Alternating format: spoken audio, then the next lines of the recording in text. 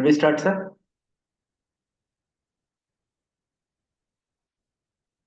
Good evening, everybody. We finished two classes of nutrition, and the last part of it is immunonutrition, and then we will proceed to talk about enhanced recovery after surgery. Immunonutrition has now been in place for over 30 years, but the role of immunonutrition is still not extremely clear, nor there are studies which have conclusively proven their benefits in terms of reducing the mortality and disease-free survival and things like that, especially in patients who mainly that is used, which is patients with malignancies and post-operative patients who are in ICU. However, the definition of immunonutrition will start with that. Nutrition with potential to modulate the activity of immune system favorably to improve the survival and infection and such like. There are many that are used. Amino acids, mainly glutamine, arginine, and taurine.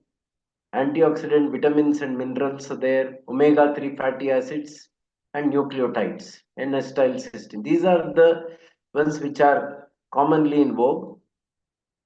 Patients with sepsis, patients who are suffering from especially GI cancer, in others as well, inflammatory bowel disease and post-operative intensive care units. They show immune dysfunction, cytokine dysregulation, and endocrine abnormalities. This compromises the intestinal mucosal barrier, gut barrier function, leading to systemic inflammatory response syndrome and increase in the oxidant molecules.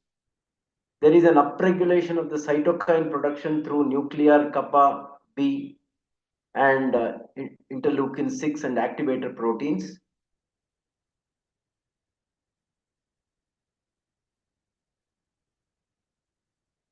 I just went back.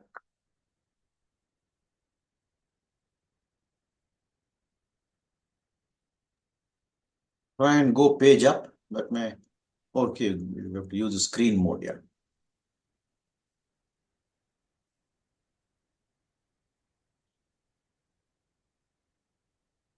Yeah.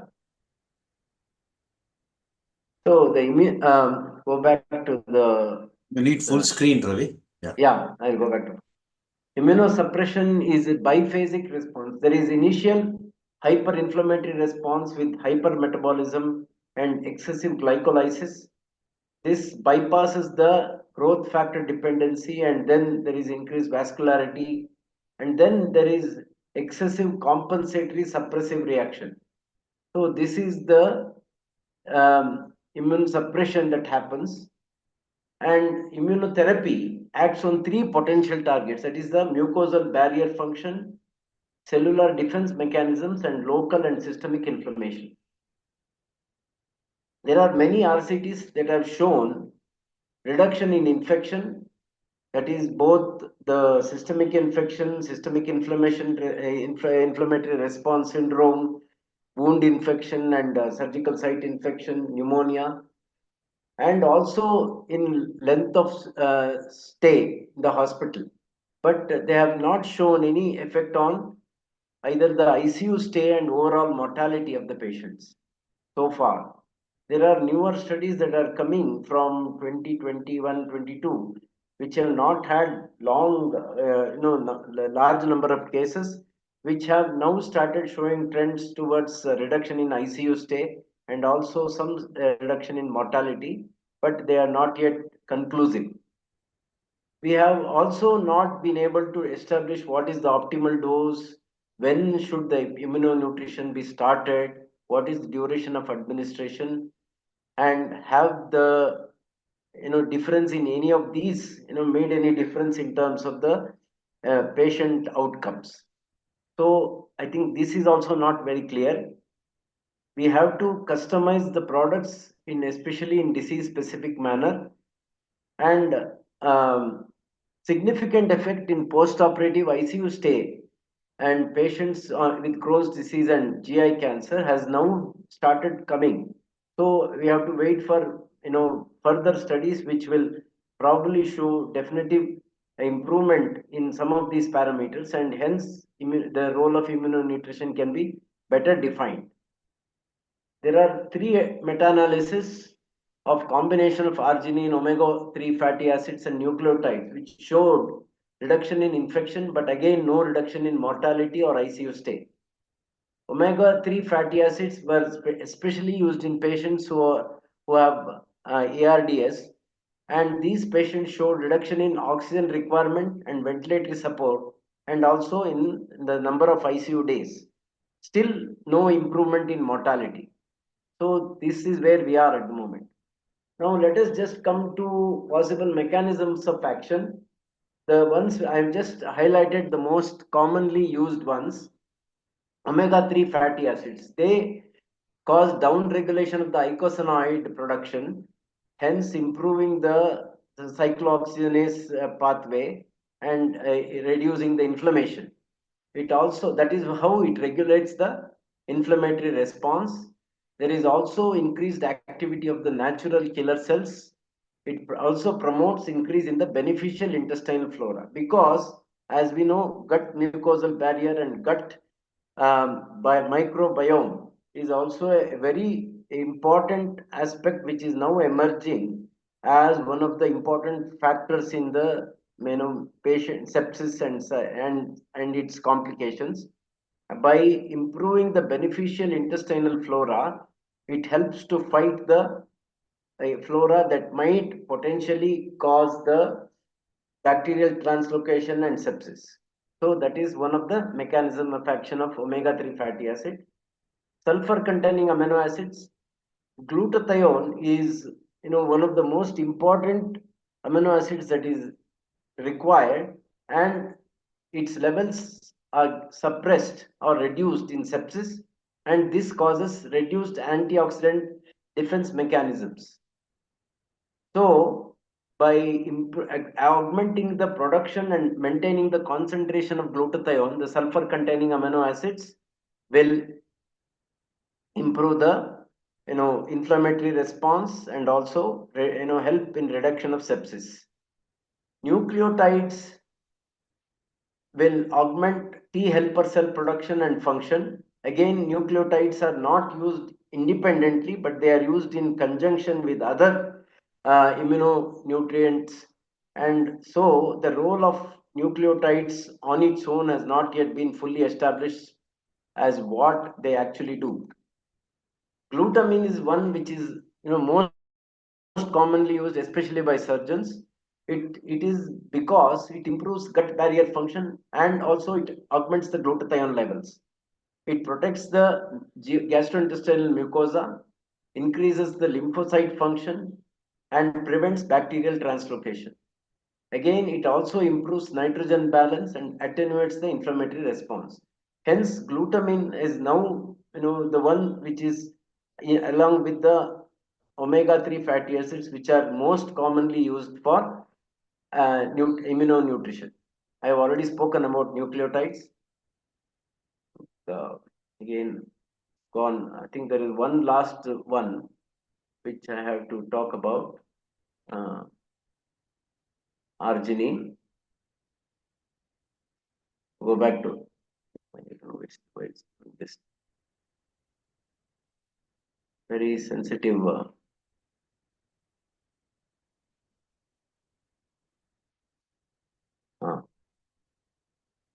Sorry about this. No, why it's doing this again and again. Arginine is a conditional. Sorry, there is not full thing.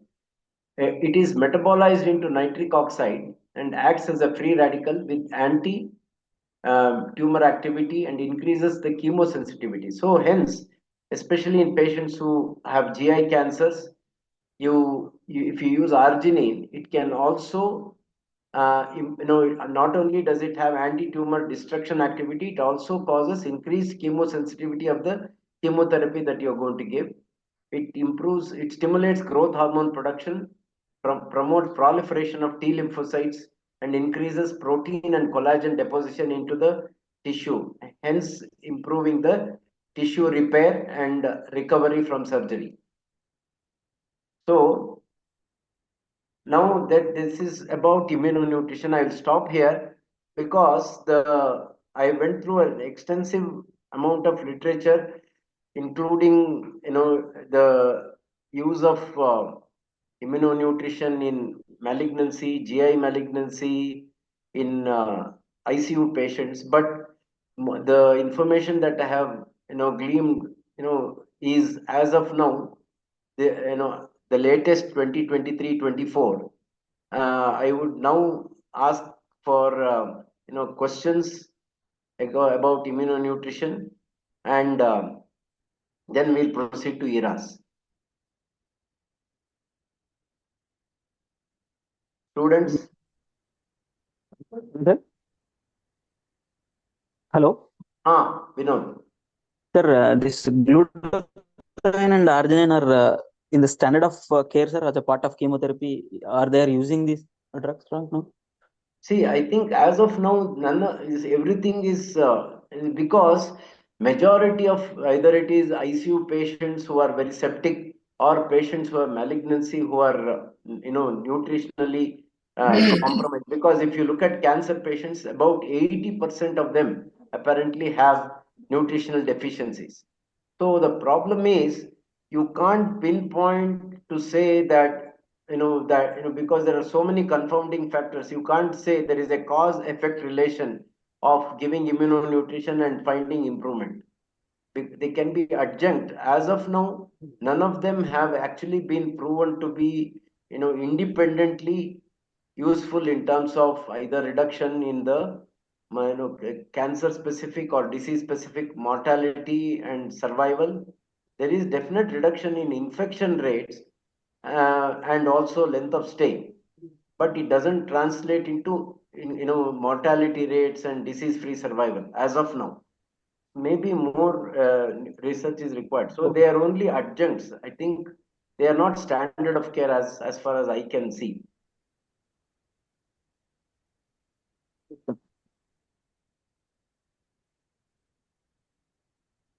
Lakshman sir, your comments before we proceed. I think you have covered the subject very well, but there are 2 or 3 issues that the trainees have to know about this. One, immunonutrition is not to be given as a standard part of your nutritional support.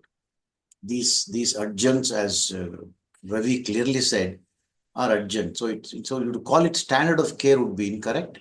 It's not to be given routinely for all patients, but there are 3 classes of patients who benefit from this. One of them is the perioperative support of cancer surgery. These are all level A evidence, basically high level of evidence. Number 2, trauma patients, and number 3, septic patients. In the latter 2 categories will be in the ICU. The nutritional support has to be given, the supplemental, that is adjunct nutritional support, has to be given for 5 to 7 days. And in the cancer patients, if time allows, if there is no emergency, it is important to make it perioperative. That means you give it 5 to 7 days before surgery and 5 to 7 days after surgery. Only when you give it like this will the benefit be noticeable. And that, as amply made clear by Ravi, involves a reduction in the sepsis, in post-operative infection rate, and a reduction in the ICU stay. But overall mortality is very difficult to prove. Please note that for any nutritional support, forget about immunonutritional support, for any nutritional support, a clear-cut reduction in mortality has never been established in the last 50 years of TPN. Okay, so that is, there are so many factors that influence mortality, so it's difficult to prove it. So please remember, 3 classes of patients: major trauma, major sepsis, cancer patients. Perioperative or you can't do a peri-trauma care because you don't know when the trauma occurs. So it will be for trauma and sepsis, it will be in the immediate 5 to 7 days after admission to ICU, for example. And for cancer patients, perioperative care. All right. I think that Yeah. pretty much covers what the subject, what you need to know. Yeah. Yeah, I think, yeah, Over to you, it's Ravi. very succinctly some, and you also know that they have tried various combinations of the omega-3 fatty acids with glutamine and glutathione inducing agents, but they have not shown that there is a synergistic action between the three. So you usually use glutamine, and I think glutamine, as I said very clearly, it has the effect because, as we know, gut is the major driver of the immune response and the septic because of the bacterial translocation, because it is the largest immunogenic organ in the body. So by reducing the gut, enhancing the gut mucosal barrier function and also reducing the bacterial translocation, glutamine seems to reduce the septic episodes, whether it is anastomotic dehiscence or wound infection or intra-abdominal septic collections. It reduces that and reduces the ICU stay, but not been shown to reduce the overall mortality. So Another that is important, yeah. yeah. Sorry, another important point, it's all given enterally. Okay. Yeah, To my knowledge, there is no parenteral immunonutrition. But that there is one need to check this. Huh? SMOF ಇದೆ. That is the SMOF is the combination of fish oil and this one soya bean oil and Yeah, but it's a part of it. Yeah. medium But chain triglycerides. It is yeah. given as interlipid infusion. Again, not proven to be of any major, benefit. I think you are right. It is enterally given that which is actually very useful. Whether it is omega-3 fatty acids or arginine or glutamine. So if there are no further questions, I think immunonutrition is still a evolving field. And as Sir said, because it is very difficult to prove its cause effect, relation, because there are so many confounding factors. I think over a period of time, slowly it will find its place.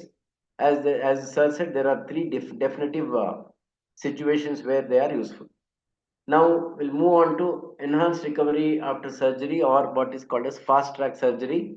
Fortunately, as I keep telling you guys, I heard the plenary session lecture, the first ever lecture on enhanced recovery program by Professor Henry Kellett in the Association of Coloproctology conference in Birmingham in 2002. I think 1997 is when he postulated it, and 2002 it was such a seminal moment, as we usually say. I was there when it happened, because I think enhanced recovery program has, for want of a better word, caused a paradigm shift in our understanding of perioperative and post-operative care. And it is also brought, I would think that nutrition was already coming into vogue and also coming into limelight, but ERAS has actually made nutrition a cornerstone of its the entire multimodal process. And so nutrition has now started to get its due. So this was one of those moments where we listened with great appreciation and fascination, because every single facet of the multimodal enhanced recovery program was properly researched. There were research protocols for each of these things, and it was a amalgamation or a potpourri, if you like, of the summation of the small parts. As we say, the sum total of all the small parts is much larger than the individual components. So that was what enhanced recovery was, and it was first started in Copenhagen in 1997. The question, this is the paper, in 2022 in Danish Medical Journal. He very clearly says ERAS actually happened because he asked the question, why is the patient still in the hospital? I think it is a very, very good and very valid question, because I think I don't think you guys remember, but Sir Lakshman sir will definitely remember, patients used to easily stay for 10 to 15 days, even after hernia surgery and small surgeries. And many of them were actually frauds, because they were helping the nurses in giving food and doing dressings and things. And I don't think anybody knew why patients were staying that long in the hospital. So this question was very, very apt and very appropriate. And hence the multimodal, multidisciplinary perioperative care protocol came in. And then he actually makes a very good statement in this paper. It has to be first a better, mode of treatment, and then it becomes a faster mode. And this leads to pain and risk-free operation. So you should always concentrate. Just doing it faster doesn't make any is one make cut any mustard. It has to be very safe as well. So actually, I would say, as far as to go, that this is one of the most researched, thought about, and debated and dissected, part of our surgical armamentarium. And the good thing is they have constantly upgraded their protocols and their guidelines to suit the needs of the patient and the changing atmosphere. And each of these is very, very evidence based. So hence I think it is a extremely it is something that has changed the ways that we look at the patients, look at the perioperative and post-operative care. The other good thing is, though in its entirety, it is extremely difficult unless you are in a very large center with a huge throughput of patients. You can actually, individual components of the ERAS protocol can be adapted to suit the needs of the particular hospital, and still it will make a huge difference in terms of all the advantages. I'll come to that later. So that is the advantage of enhanced recovery program. So let us just go through the timeline. As I said, 1997, he started this ERAS protocol with colonic surgery specifically. And then in 2001, the ERAS study group with Professor Ken Fearon from Edinburgh, Ole Lindqvist from Karolinska Institute in Sweden, and then Professor Kellett from Denmark, Copenhagen. They were part of the ERAS study group. And then in 2005, the ERAS protocol and consensus guidelines were made, and these were obviously constantly upgraded and updated as and when things evolved. And the advantage was that, though initially started with colonic surgery, I can boldly say that it has now been tried out with upper GI surgery, hepatobiliary pancreatic surgery, uro-oncology, gynae-oncology, thoracic surgery, and cardiac surgery, and all the subspecialties you can think of. And it has been proven to be successful and has made a difference in every single of these subspecialties. So it is universal. The ERAS protocol is not confined to any subspecialty. It is universal for throughout all the surgical and subspecialties. In 2010, the ERAS Society was formed, and its job is to maintain a data bank of all the hospitals that are actually practicing it, and then monitoring whether the ERAS protocols are being properly implemented. Um, I think, and it also issues updated and upgraded guidelines and things like that. In 2010, there were meta-analysis of 6 RCTs which showed that ERAS protocol has significantly improved on all the advantages I'm going to come in terms of the length of stay of the hospital, post-operative complications, and patient satisfaction. And the only negative, if I would say, if it can be called as a negative, is the Dutch study that came in 2012. See, this looked at the compliance. See, I think again, Professor Henry Kellett, when I'll come to the next slide, he says that in terms of what you can do to what is actually done, there is a huge gap. And that is because the surgeons are creatures of habit, and it is very difficult for them to get out of their comfort zone and accept things that are new. So there is a huge discrepancy in terms of what the guidelines are and then the compliance, especially to certain things like post-operative mobilization and enteral feeding, whether it is oral or through any other route, enteral feeding, there is a significant mobilizing the patients. It is everybody thinks, oh, he's just had a major surgery, so we'll leave him for a day or two and then we'll start.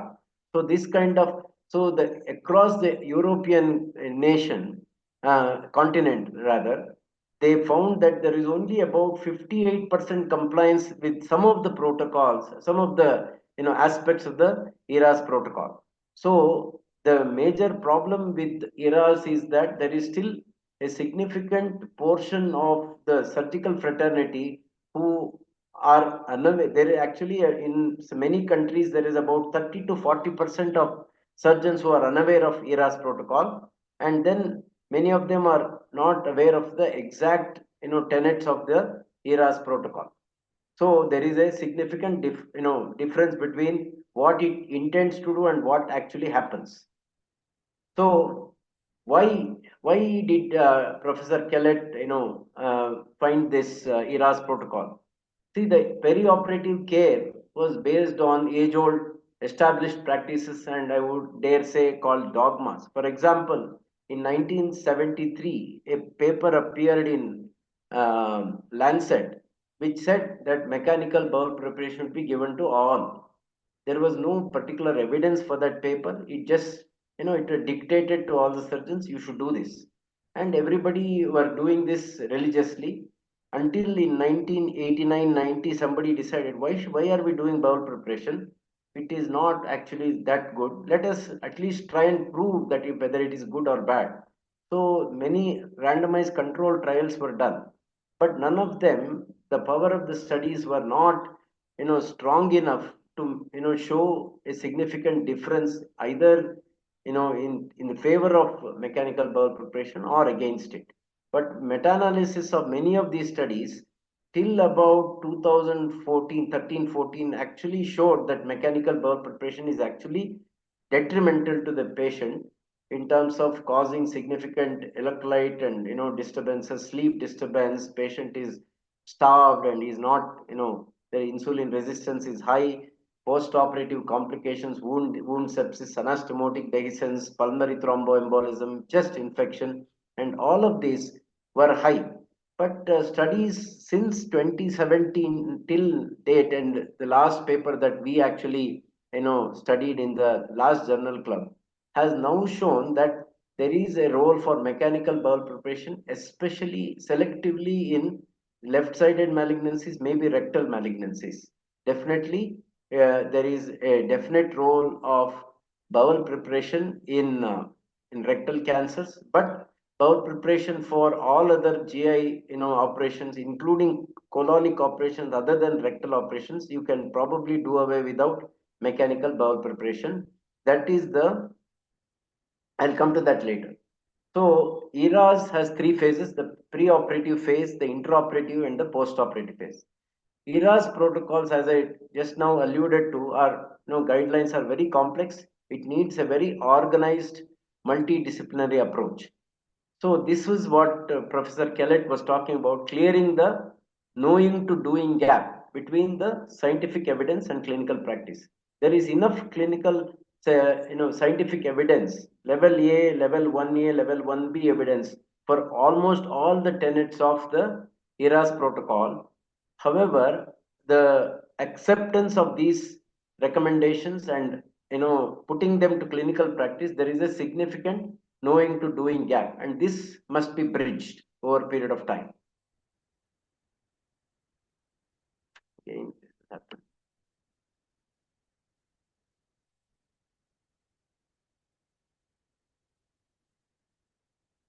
okay.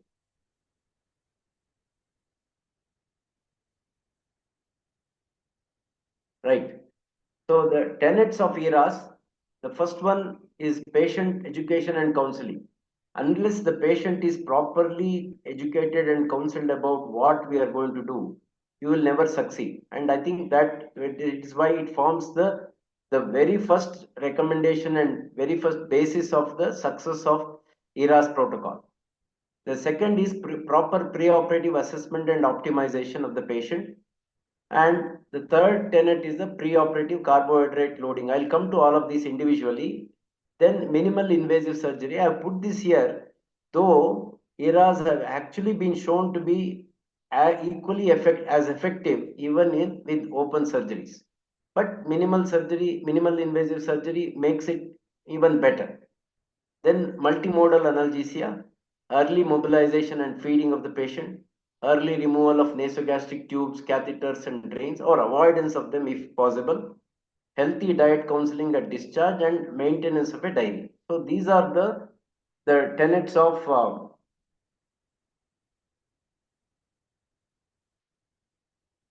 ERAS protocol. Okay, why is this doing this? I don't understand. Very sorry. Okay. So, which are the documented benefits of ERAS? Is one is reduced length of hospital stay. Initially, when Professor Kellett showed, because I think those were times when patients, as I said, patients used to stay in the hospital for up to 2 weeks. So he reduced this to 2 to 3 days. So there was a significant reduction in length of hospital stay. But subsequently, all of them, since there is a 2 to 3.5 days across all the subspecialties reduction in the hospital stay. There is definitely less post-operative pain because there is more stress on the multimodal analgesia. I think that is a very important aspect of the ERAS protocol. Faster return of bowel function, fewer complications, reduction in mortality and readmission rate. See, this is another important thing. See, people initially suspected and feared that you are sending these patients home, in 2 days or whatever after major surgery, and then they'll come back with problems and complications, and that hasn't happened. So I think these protocols were refined and re-looked at, and ultimately with there are definite guidelines for when and how the patient should be discharged home, and if you follow them, the readmission rates are very low. There is definitely increased patient satisfaction as long as you have counseled them properly and they understand what they are actually going through. And then there is also, because patients are counseled and advised as to the tenets of these protocol and the protocol, they are involved in their own care, and hence the recovery from surgery is much better, and also they feel that they are part of the recovery process. And not to speak of significant cost reduction both to the patient and the hospital concerned.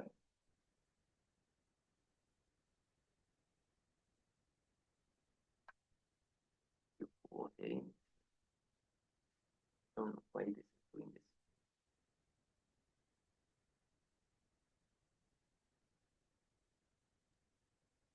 Try using page up and down in the full screen mode, Ravi. That may help. Okay. Rather than your mouse, just use a keyboard and page up and page down. Yeah. You're right. Okay, I'll go to the full page. Nutritional assessment is mandatory along with pre-optimization and prehabilitation. So this again, as I said, nutrition was obviously becoming an important aspect of post-operative and peri-operative care. But then I think the ERAS protocols have actually made it one of the cornerstones of the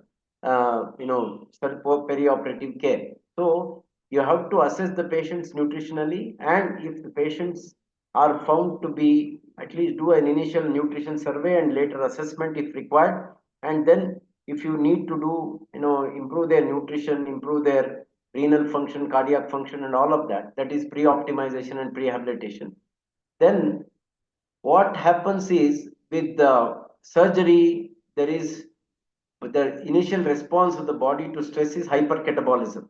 So you are aiming to attenuate this so that the body maintains the metabolic rate at a reasonable level. There is no hypercatabolic rate.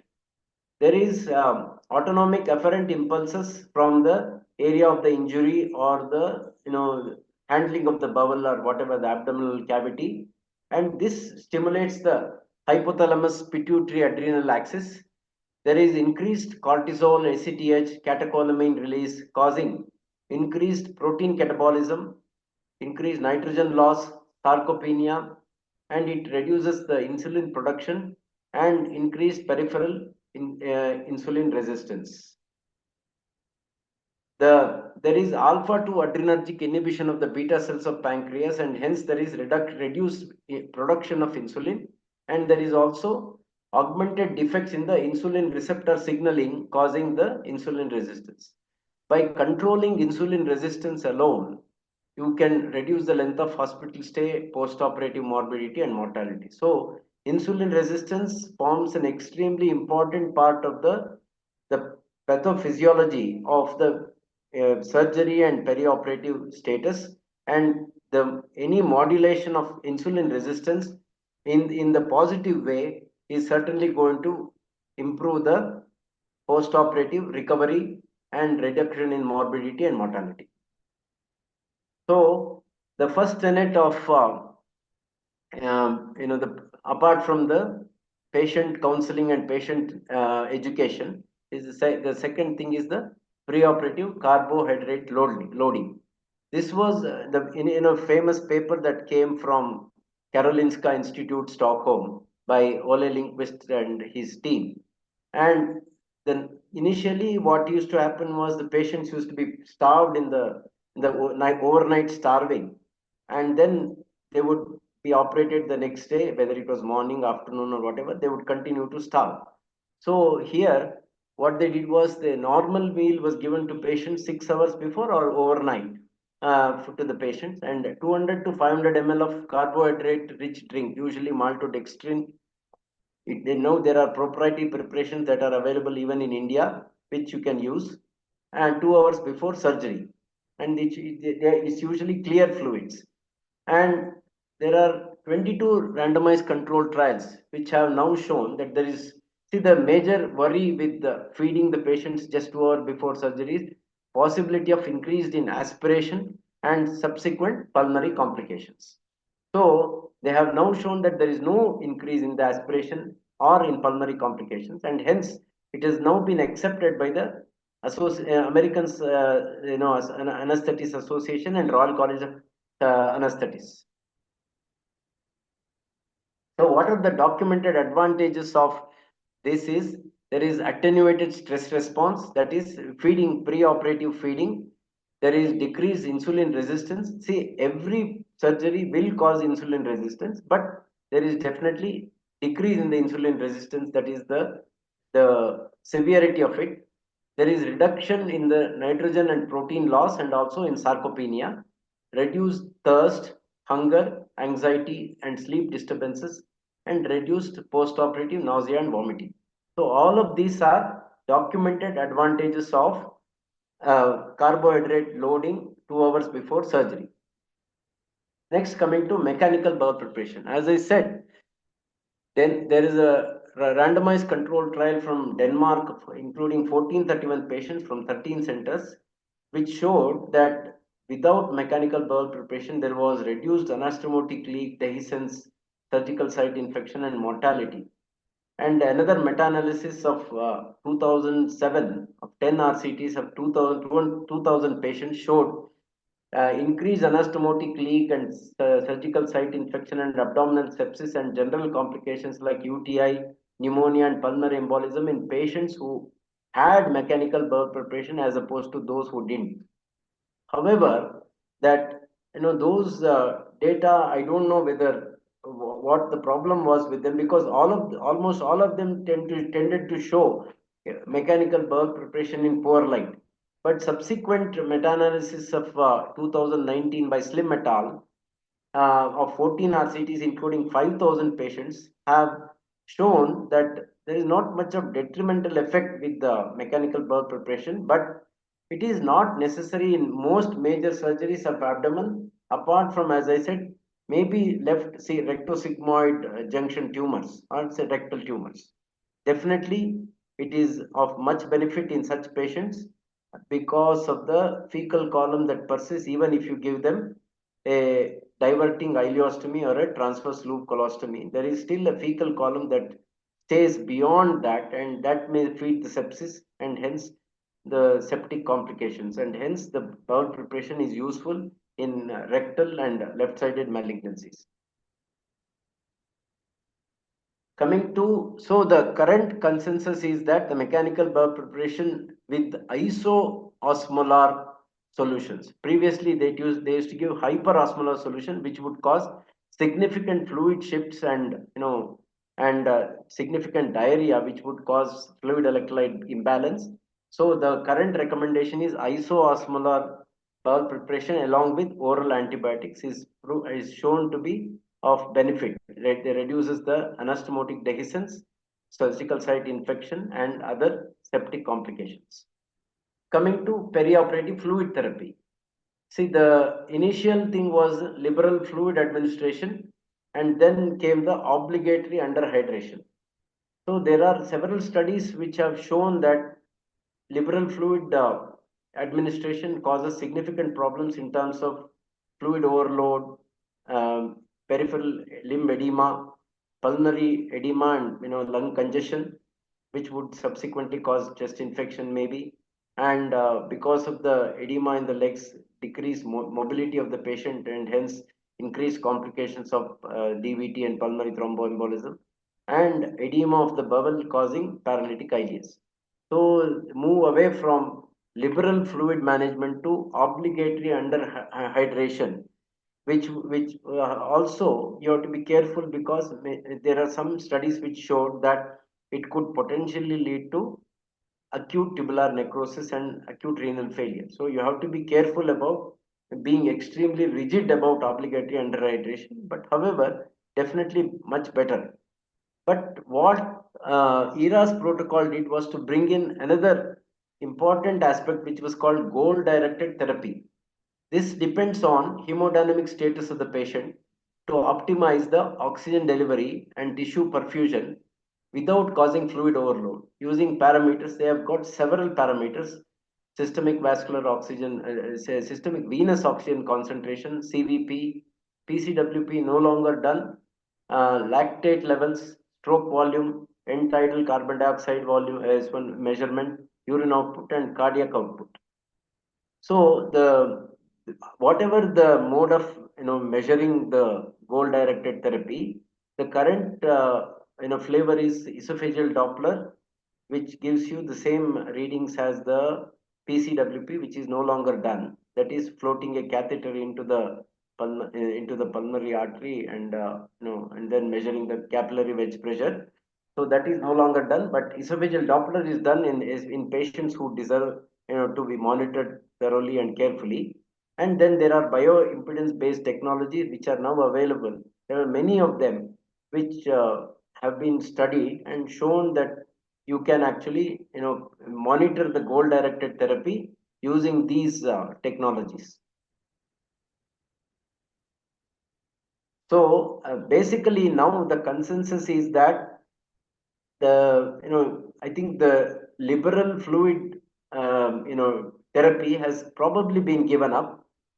Obligatory underhydration is a good thing, but in patients who have renal impairment and patients who are critically ill, you have to be careful about pushing them into renal failure. So you have to monitor a lot of the urine output, central venous pressure, and blood pressure, and mean arterial pressure, and then monitor the fluid, and obviously taking into cognizance the first 24-48 hours where there is increase the posterior pituitary secretion, and hence the urine output does not need to be chased. So all of these things have to be taken care. But in patients who have cardiac illness and patients who are high risk, I think you better adapt one of the goal directed therapies and monitor their fluid administration accordingly. Next, coming to early feeding. There are many studies which have shown that, for example, Lewis et al. Have shown that there is no detrimental effect of early feeding. There definitely lower anastomotic leak rates, surgical site infection, pneumonia, intra-abdominal sepsis, and mortality. And this has again been confirmed by a large Cochrane review.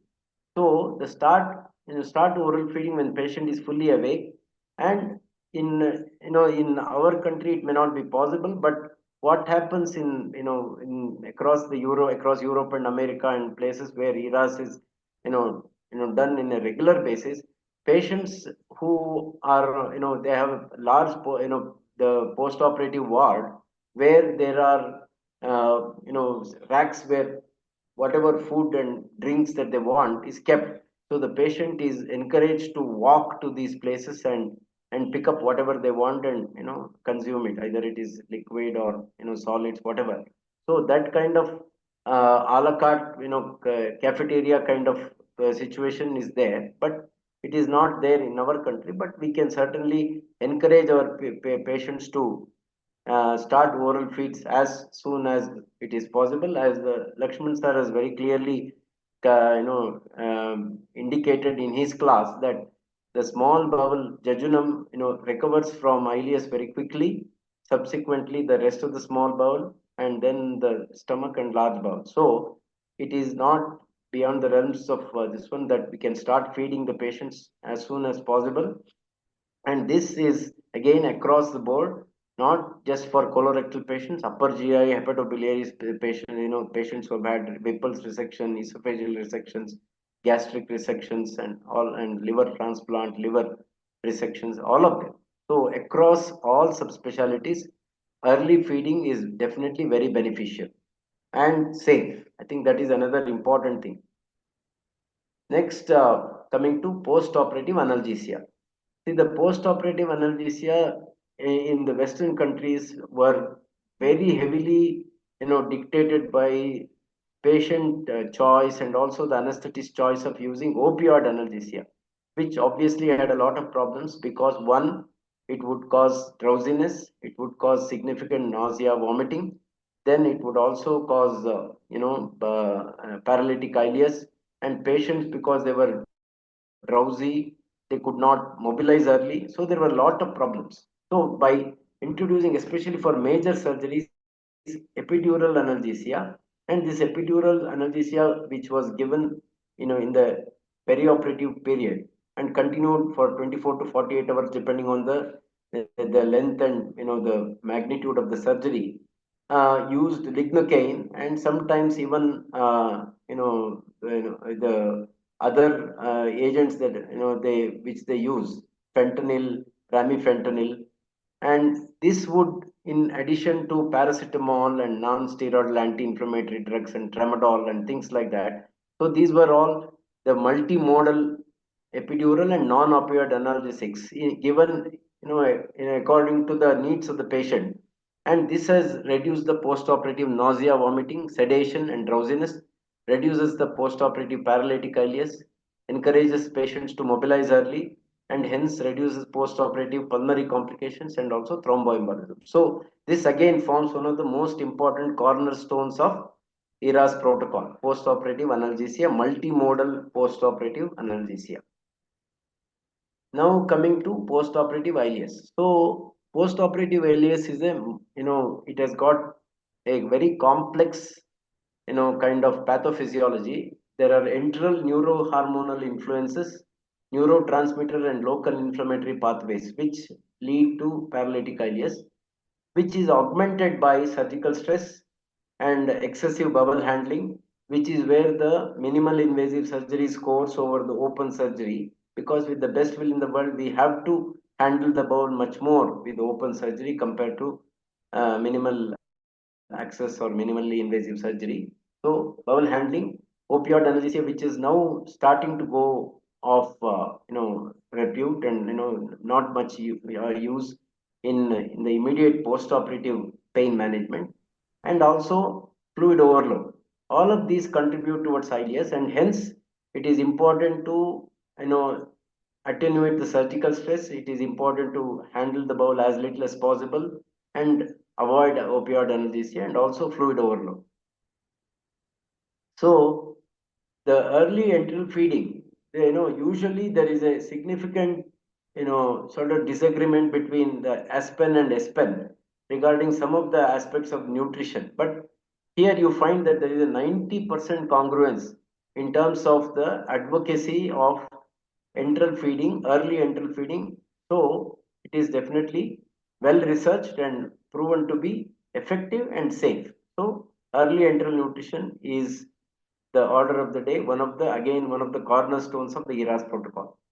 So again, just to show to you, 2016 meta-analysis of 2,100 patients of upper GI surgery, there was a reduction in the length of stay by about 1.44 days with no increase in complications, either in the form of aspiration, pneumonia, and any other complications that you would think would, especially because it's upper GI surgery. So it has been proven across specialties that early enteral feeding is safe and effective. So this I've already told you, if possible, don't insert a nasogastric tube. If you do, take it out as soon as possible, especially mostly immediately after extubation or before extubation, or as soon as possible. And then limited use of drains, catheter, and intravenous fluids. Chewing gum is another interesting aspect of this. Not part of the protocol, but it has gained a lot of leverage in terms of causing stimulation of cephalovagal reflex and increase saliva and pancreatic juice production, and supposedly it helps to reduce the postoperative ileus and early planned discharge. Again, as I said, you have to have a protocol driven discharge mechanism where patient is discharged safely home. See, the disadvantage we have in India compared to the Europe and others is there are one post operative cottage hospitals where patients can go and still be looked after by nurses before they are actually discharged home, or there are the colorectal and other GI surgery nurse specialists and the stoma therapists who actually visit them at home and monitor their recovery, and raise the red flag whenever they are not happy with the patient, and those patients can come back to the hospital and be monitored. So this facility is available in the Western countries. Unfortunately, it's not yet available here. So we have to have definitive, goal-based discharge protocol, which effectively and safely discharges the patients, so that you reduce the readmission rate, and then the financial implications are of course there, and also the anxiety, and patients think that there is something wrong if they have to come back to hospital, which maybe many times it is. So hence you have to ensure that the discharge is done with great care, and you advise patients to maintain a diary of everything, all the whatever they feel like, educate them as to the bowel movements, urine output, what is their diet, what are they eating, and any other unusual and abnormal things that happen. You maintain a diary so that you can look at it and address any of those issues if they are there. So, what are the future challenges and direction of ERAS? I think recently they have come in also with blood management and reduction of blood loss, which is a new addition to the ERAS protocol. So, which I think we all know about. The patients have to be optimal in terms of their preoperative, hemoglobin. Accepted levels are 8.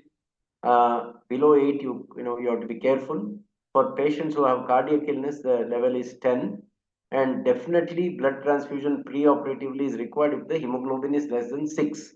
And then also you have to, in the perioperative, in the intraoperative period, give them tranexamic acid to reduce blood loss, which is proven definitely with trauma and probably effectively proved in other major surgeries as well. So tranexamic acid and patient disease specific modification of the immune response. So that is, you have to address, for example, patients who are diabetic, effective diabetic control, patients with pulmonary complications, effective, optimization of these patients, and also direct your therapy to the specific modification of immune response in specific patients and also specific diseases, which has not yet happened, but that is another direction that we can take. There should be improvement in the post-operative discharge, as I said, discharge recovery after post-operative discharge. So that again, I think it is a constant attempt to keep on improving. then I talked about this closing the knowing to doing gap. So there is significant evidence out there, but many of us and many, I think you relate to that. Many of us are not fully prepared to go the full hog in terms of all the the tenets of the ERAS protocol.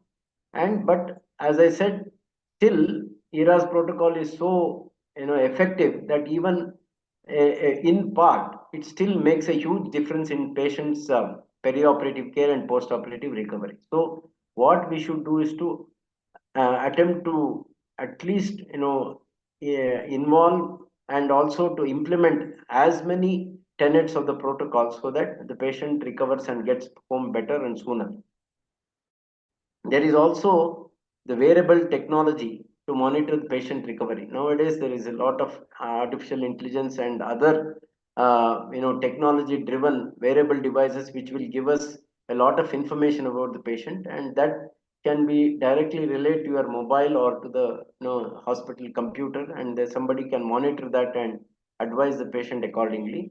And another thing is, which is very important, which I think is extremely important, is the patient reported outcomes. I think this nowadays, as Lakshman sir keeps saying, quality of life of the patient has to be part of any study, and I think patient reported outcomes also are extremely important in terms of how we progress from where we are, and also improve the design of the research strategy, so that it's already reached a very high level, but always change is the only constant in life, and hence we have to keep changing with times, with changing technology, changing patient demographic, and things like that, and hence fine tune and improve whatever we can so that we can reach the optimum levels as much as possible.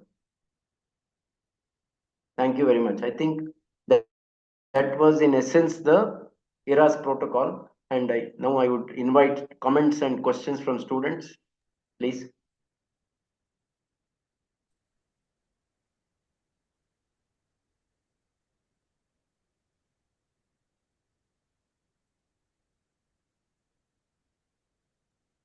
Any comments, any questions? At least let us have some comments. So no questions, but it was very nice talk in detail about ERAS and also immunonutrition, sir. A lot of information about both the topics. It was very nice, sir. In terms of I don't know who are there. This one our consultant colleagues who are there. Tanya. Hello. Yes, sir. Hello, hello. Consultant colleagues. I know. Lakshman says there, sir. I'm the only guy. Nobody else. No, sir. Okay, sir. Yeah. Your comments and your this one additions. Yeah, really no additions. I think very, very nicely covered. The only stress, you mentioned it, the only stress that I would, I would bring to bear is that it is a three-pronged attack: pre-operative, intraoperative, and post-operative. And attention must be given to the various steps in each of these processes. Those steps have been very nicely explained by Ravi. Well, what it essentially means is that we need to take the whole team with us as surgeons, and it essentially means that the anesthetist, particularly in the intraoperative phase, also participates. He should not use certain drugs. He should not overload the patient, okay, and not give excessive relaxants, for example, or give adequate reversal and things like that. And so the philosophy of the whole team must be, unified in terms of bringing the ERAS program to our recovery. Definitely, it's one of the better developments in surgery of late. At a practical level, I have tried to implement quite a few of these, but if you go strictly by the book, all the aspects of all the three phases, we may not be doing it. But by and large, I think it's a very good process to follow. Very nicely covered also. Thank you, sir. I think one Thank more you. thing which I wanted to say, I think, sir touched upon, I wanted to mention it, though I have actually put it as multidisciplinary, multidimensional. The multidisciplinary aspect of it is education of the anesthetist, education of the nurses, pharmacists, education of the dietitians and nutritionists, everybody. All of them have to be part of the team to monitor the patients, whether it is in the OT operation theater and also in the wards. All of them are part of the ERAS, team. And only if all of them, all the stakeholders are playing ball, I think only then will we succeed. And as sir said, it is, in where we don't have a throughput of patients where we, do major resections every day. We can implement part of the all the protocol, and being aware of it itself is extremely important, so that even if we implement certain parts of the tenets of the ERAS protocol, I think we will be doing a great service to the patients and aid them in their recovery. Thank you very much. All right. Good night. I'll close the meeting. Good Thank night. you, sir. Good night.